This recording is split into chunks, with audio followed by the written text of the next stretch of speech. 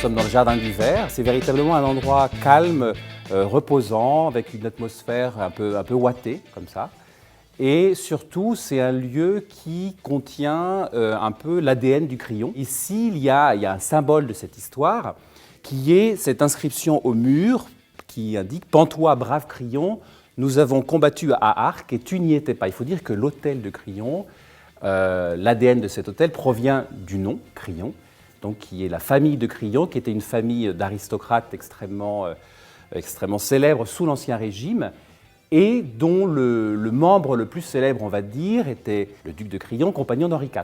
C'était un personnage extrêmement haut en couleur, qui a combattu pendant les guerres de religion, donc il a participé à énormément de batailles, mais pas à celle d'Arques, la bataille qui se trouve en Normandie, et c'est bien pour ça que le roi Henri IV, qui a réussi à contenir une armée d'ennemis alors qu'ils étaient en nombre très inférieur, qui a remporté la victoire, qui était complètement euphorique. Donc du coup, il a envoyé cette missive au capitaine dont il était très proche, le duc de Crillon, en lui disant « Pantois, brave Crillon, honte à toi, brave Crillon ». Cette inscription fait référence à cette histoire un peu monarchique et royale de l'hôtel de Crillon, qu'on va aussi retrouver sous Louis XV, Louis XVI, puisque de toute façon, la façade de l'hôtel a été construite par le premier architecte du roi Louis XV. Donc il y a un peu cet ADN monarchique, aristocratique que l'on retrouve dans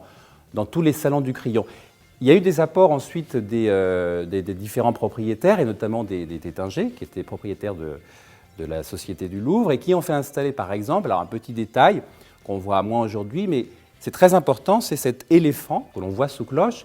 qui a toujours été dans ce jardin d'hiver. Et en fait, c'est un éléphant qui a été conçu par Baccarat, puisque c'est une époque où la famille Tétinger, donc qui est propriétaire de l'hôtel de Crillon, qui est propriétaire des hôtels du Louvre, acquiert la société Baccarat. Et pour célébrer l'événement, ils font reconstituer une cave à liqueurs qui avait été conçue par Baccarat pour une exposition universelle au XIXe siècle, en fait, sous la Troisième République.